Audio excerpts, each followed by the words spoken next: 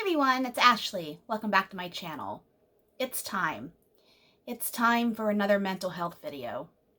And if you've watched my first mental health video when I shared about my trichotillomania earlier this summer, I had all intentions of doing a series of it.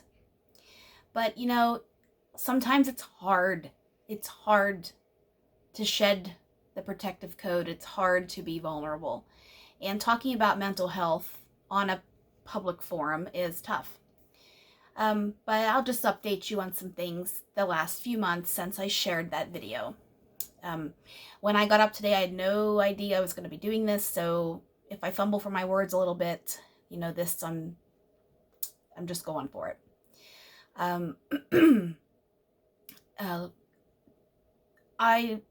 December's hard for me. And it always has been. I mean, even growing up, most of you know, if you follow my channel, you've picked up on the fact that I'm from a broken home. My parents' marriage was not good, and I'm an only child, and, drama and all of that shit. I was 16 when my parents finally separated. Christmas time was always hard. And if you're from a broken home and you've had to go in between your mother's and your father's house and step families and such, it's rough. And I don't know why now as an adult, I'm 22 years removed from when my parents separated. I don't know why Christmas time is hard for me.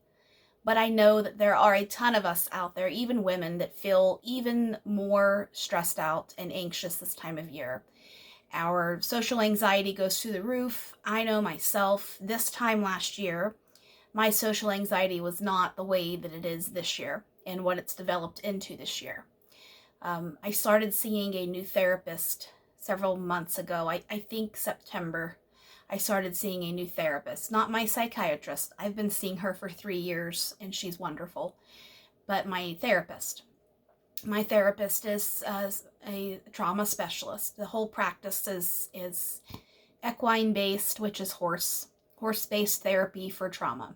I'm not doing the equine therapy, but my therapist is somebody who has a background in dealing with veterans, PTSD, addictions, etc. So she knows how the brain and how traumas and anxieties and depressions can manifest, in different ways. We all have something. We all are going through something, especially this time of year. So, I had surgery a few weeks ago. I've been in a boot on my right foot, my driving foot, my dominant foot, my everything, I should say. The last 2 weeks, I've had to sit a lot and let somebody else be in control. Let somebody else wipe my countertops and load my dishwasher and run my vacuum and put stuff away and do the laundry and do everything that I do and have done in my house. And as a woman, my mom taught me growing up, there's always something that needs to be done in a house, Ashley, whether the floor needs mopped or the laundry needs done or the baseboards need dusted or the banisters need wiped down, the dishes need done, the refrigerator needs cleaned out. The shit never ends. So when I had my surgery, I couldn't put weight on my right foot for about 3.5 days. And having to sit and let somebody else take care of me, it really got to me mentally. Because I'm an independent person. Something needs done, I just do it. I hate waiting for somebody. I hate having somebody take care of me. I'm not afraid to ask for help if I need it, but being helpless, I have never been helpless in my life, in my adult life. This is the first time I've really had to sit and not be allowed by my surgeon to put weight on my foot. And if anybody has been in a boot or had to use a walker or crutches, it's a pain in the ass. It's not easy. You don't want to get up and do a lot of things. Here I am almost 2 weeks after my surgery. I can put weight on my foot.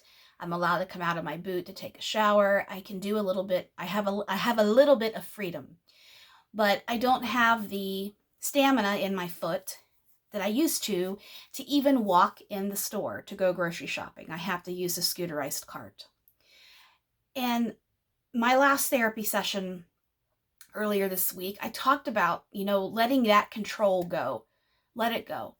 And I've really been reflecting the last couple of weeks on what I've been working through in therapy. And since I did my last video where I talked about my hair situation, I've made so much progress in terms of working on myself to be a better person, to be a better individual, a better friend, a better worker at work, a better co-worker to others, to provide support, to be a team player. I'm trying to be better with talking to my family. Not that I don't talk to my family, but living across the country, it's tough, especially, keeping communication up with my dad. I went and I spent 2 weeks with my dad in October. I had a great time. And, I don't think I talked about this in my last video, but one thing that I talked a lot about in my therapy was that was the first time. I went last year also to see my dad. And my dad was a person I was afraid of for 25 years of my life. My dad was intimidating. He was strict. He also, I don't really feel we ever had a close bond like some fathers and daughters have. And I've worked really hard in my adult life to have a closer bond with him. My mother, I'm working on too. My mother is a different situation. But the last year, when I started getting social anxiety about going into stores, driving on the highways, sometimes I'm driving down the road and I feel claustrophobic. And if I have a ton of thoughts just coming out, this is therapeutic for me to talk about this, because I know that one of you listening out there, even if one person watches this video or 500 people watch this video, I know that somebody out there knows how I feel. And sometimes it's scary to think that nobody knows how you feel. But I know enough to know that that's not true. Somebody else out there can relate. I've worked really hard on developing a bond with my dad and my mom. And like I said, I'm one of the main reasons why I wanted to get to a trauma-based therapist is because I do have PTSD from my childhood, and mostly my mom, and things that she did to me, ways that she treated me. I was protected and suppressed so much. I wasn't able to develop friendships. I struggled. I was so painfully shy. I was afraid of people my whole entire life until I was in early 20s, mid 20s, when I really decided to give a shit about my life and take control, because I didn't want to spiral down and become nothing. I didn't want to do that. This month is hard for me because, even though I don't have a large family, I do have to spend time with my husband's family. And sometimes it's hard, being in a large group of people. I love my husband's family. They're really good people. They're kind. They treat me well. But sometimes it's hard, being in a social environment when, I think a lot of us who don't see extended family, regularly throughout the year. That's why, Thanksgiving is tough for people being asked, did you meet anybody yet? Or when are you giving me grandbabies? And, crap about jobs and stuff that, we can't forget about. But we don't need our parents and aunts and uncles, grandparents, cousins, old friends who never left town asking us that stuff. That's my opinion. So my anxiety naturally heightens when I'm around my mom. It's just the nature of trauma. It's the nature of generational trauma, which is something I'm learning about through my therapist. Generational trauma is a real thing. It's it's hard to explain, and I'm not going to go into it in this, but there's a lot of there's a lot of research being done on generational trauma, and I'm pretty sure I have that. You're basically predisposed and predispositioned to having anxiety or depression or something, mostly anxiety. And I'm learning to embrace that. I'm learning to not be that. I don't want victim mentality. I try not to have victim mentality, because where does that get you in life? I don't want pity and to people look at me like I'm a victim. I'm not. I have a hand of cards like everybody else on this planet, breathing and walking and existing. We all have a set of cards that we have to make the best of. We only have one chance. And I've talked a lot in my wax videos here and there about anxiety and how my husband has helped me and coached me. He has his own set of issues. He has his own set of problems that were there from childhood up till current day. And sitting and thinking the last few weeks and not being able to just get in my car and, even go get a drink at the gas station if I want to get out for a little bit, or go to the grocery store and get a couple of things to make something. Like, I don't have that right now. I'm not allowed to even think about driving for another week or so. And letting go of the control is hard. And I think what I'm trying to say in this is social anxiety, and I don't hate people. I hate crowds of people. Crowds of people. And when I was younger, teenage, early 20s, I could go, well, back when Black Friday was really Black Friday and it opened at 2 a.m. and you stood in line and all that stuff. When it was the good old days, essentially. I could do that. I could be shoulder to shoulder. I didn't care. I thought it was fun. I thought it was great. It was thrilling. Now, no, I can't. I physically can't. My chest feels like it's going to explode. I want to scream. I want to cry. I want to hit. And I will not allow myself to ever do those things. But it's very, very, very hard sometimes to not. And that way of, going into a store and seeing a full parking lot and just being like, shit, what the hell am I going to walk into here today? It's impeding on my life. That's life functioning. We have to go to the store to buy groceries. We have to go, get our hair done. We have to go to the doctor. We have to go to school. We have to go to work. We have to go, on the road to get to these things. And I was noticing claustrophobia while driving, and I was noticing just little things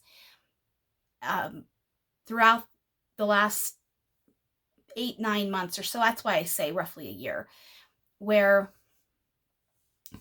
I wasn't recognizing myself.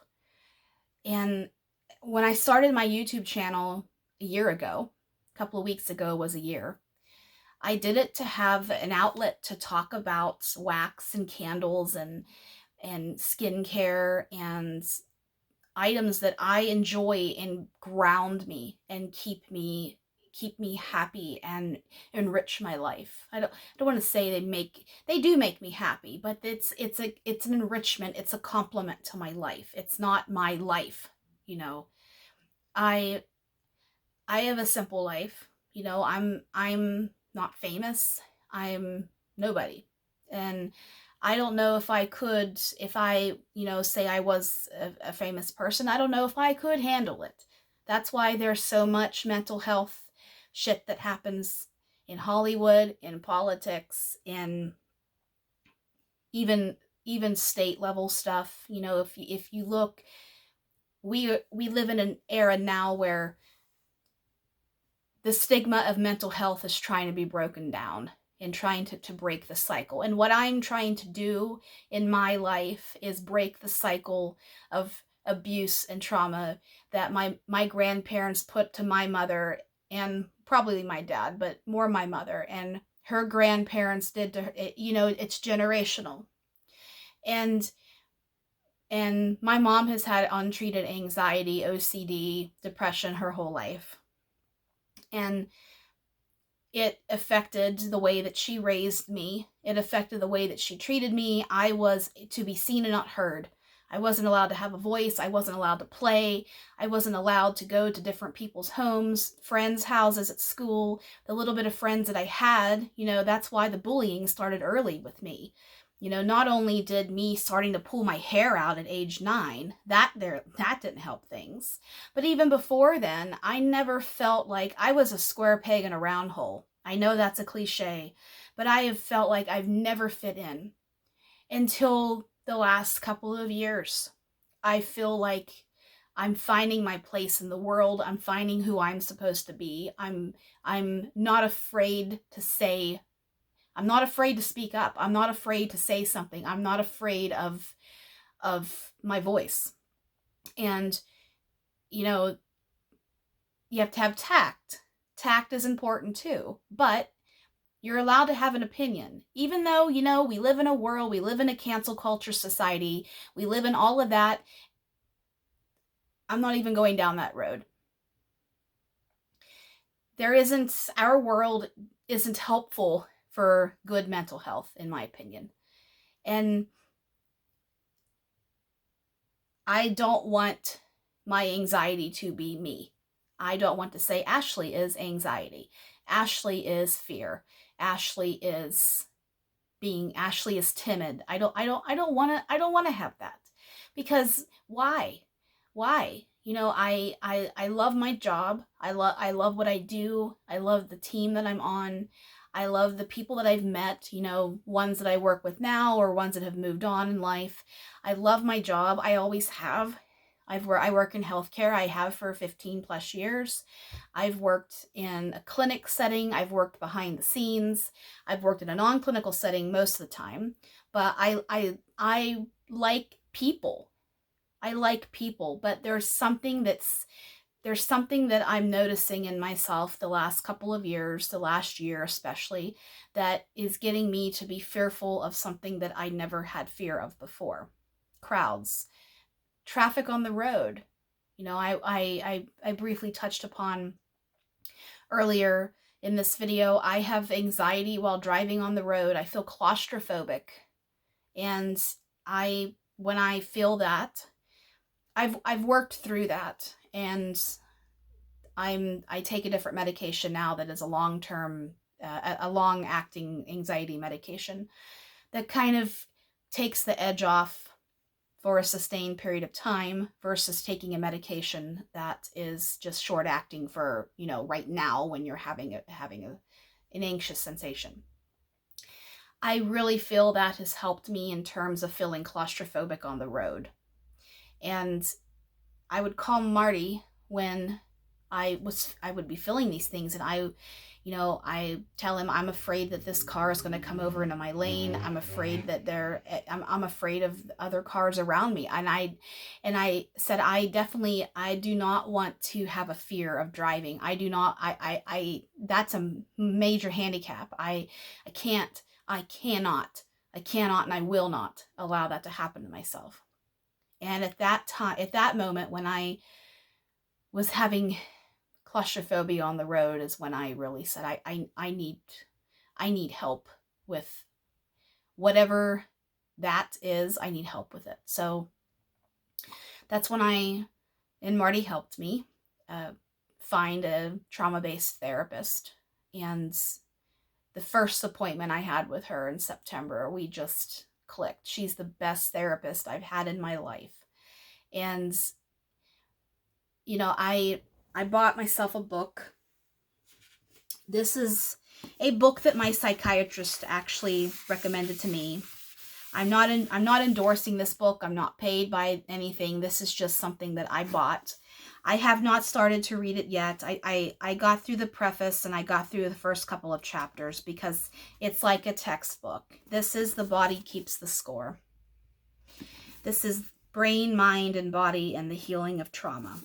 And this is everything you can think of in terms of trauma. Trauma doesn't have to be, you have a bruise, that's trauma. yes, that's trauma, but there's different types of trauma. There's sexual trauma, there's emotional trauma, there's verbal trauma, there's physical trauma, there's other traumas I probably don't even know the correct term for. Abuse, all those different things. My psychiatrist recommended I buy this because more of us are walking around living the manifestations of trauma and trying to deal with our lives and not really know how. We feel stuck. We feel scared. We feel out of control. And I've been there. I have felt out of control. I've cried and screamed. I've cried and screamed on my couch downstairs multiple times, in my bed, in my car, in the basement with my husband when he's playing video games. It's hard. And then knowing that I have trichotillomania, where I pull my hair out, talked about that. I go through phases of that where it relapses, and then some days I pull more, some days I don't pull at all, some I don't pull for weeks, sometimes maybe a month or two. It just depends on what other crap is happening in my life. And knowing that I have trichotillomania, and knowing that it is a form of OCD, it's a form of self-harm, it's a form of severe anxiety, trauma. I really started looking at the deep-seated issues. And I'll wrap it up pretty soon here. Christmas is hard. Having to make everything perfect for your kids, for little kids, for grandkids, for your family, for, to show off to your neighbors or make it look like you have it together when you're falling apart, kind of a thing. Don't let it consume you. I've been there. I used to want everything to be perfect. I got my hair done a couple of days ago. I got a ride up there and a ride back.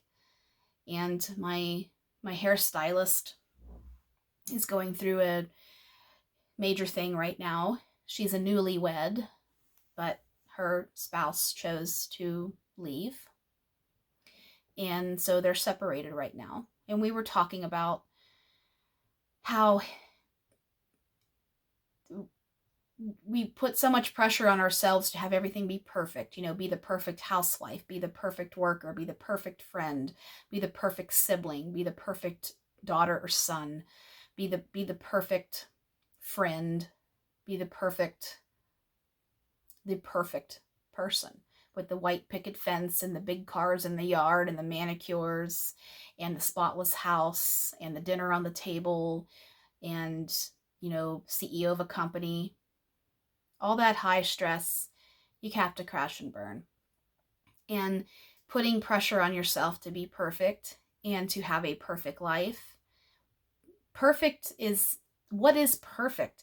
What does perfect even mean? There is nothing in this life that's perfect. You can have something that's perfect for you, your definition of perfect. But society's perfect, that needs to go, because it has been so detrimental to so many people over the years, driving them to, self-destruction and debt and addictions and causing trauma to others and trauma to themselves and such. But you see my books behind me. I have books to my left. I have books in the basement. I have books in my bedroom. Books have been there for me since age 3. I love books. Books keep me grounded. Wax, candles, home fragrance, Bath and Body Works, perfumes keep me grounded. I'm finding that talking about my problems and acknowledging them and letting it be known publicly can even mean just telling my coworker, man, I'm really struggling. I'm really having a hard time right now. Even letting one person know is venting, letting that out. putting a face to it, not bottle it up inside, because that will kill you. It really will kill you. I kept things inside for such a long time until I decided to do something for myself and get help. Asking for help when I was 24, 25 years old, maybe even a little younger than that, early 20s, early to mid 20s, was the best thing I did. I saved my life, because I've wanted to talk about my traumas in a tasteful manner without throwing people under the bus, but that's another reason why I didn't do a follow-up mental health video, because I do respect my parents, and I love both of my parents. I love my father differently than my mother. I don't want anybody to think that I'm ungrateful for things that they gave me, things that they did for me. Um, I'm not an ungrateful person. I know I had a decent life. I mean, I had a home, I had shelter, I had food, I went to school, I was able to go to college, I was able to succeed in that regard. Did I have the love and the nurturing and the support I needed to feel like I was enough, that I mattered, that I wasn't just an inconvenience because I made messes and I wanted to play, and I mean I can go on and on and on. I don't want to resent my PTSD. I don't want to resent my trichotillomania. So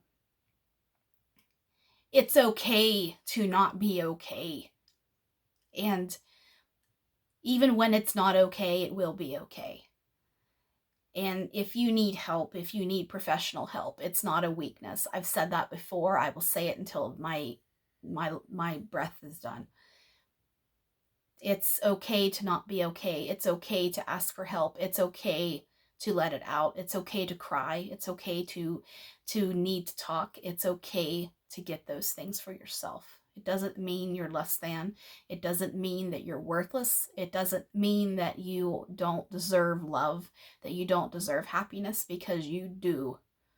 I do. When I realized that I was worth a damn, it changed my life. And Christmas time is hard. It's hard for a lot of us. Do we have all the gifts for all the people? Really at the end of the day, it's the memories and spending the quality time with people, in my opinion, that mean more to me than a bottle of soap or a bottle of wine or a batch of cookies. It's a kind gesture, yes. But being treated with respect and love and, I'm there for you, means more to me than anything you could buy me. So I know this video might not have made sense to some of you, but I've been sitting and thinking the last few weeks, having to give up the control of doing things. The counter needs wiped and the floor needs mopped, the dishes need done, the laundry needs out of the dryer. We all feel that. And letting that little bit of control go was hard for me, but I challenged myself. And there's a lot I can do right now, but there's some things I still can't do. I can't drive, and I can't go down in my basement and stand on concrete for a period of time and get Christmas decorations out. I can't do that right now. I'm gonna try this week to do a little bit more. My leg is getting stronger every day. I don't want to overdo it though. I am sleeping in this boot. I'm in this boot for 24 hours a day, and it's mental hell. I'm not sleeping very well. I've been struggling with that since I had my surgery. I'm not sleeping very well, and when I do fall asleep, it's 4 o'clock in the morning, and I'm getting up at 11 o'clock. I haven't been working. I've been off work the last couple of weeks, but I'm going to be starting back on Monday. And I already know that I can't. That's not something that I can't do that. I need to push myself, challenge myself. This boot is a mental block. This boot is psychologically hard So whatever your boot is, you can break through it. You can do it. I'm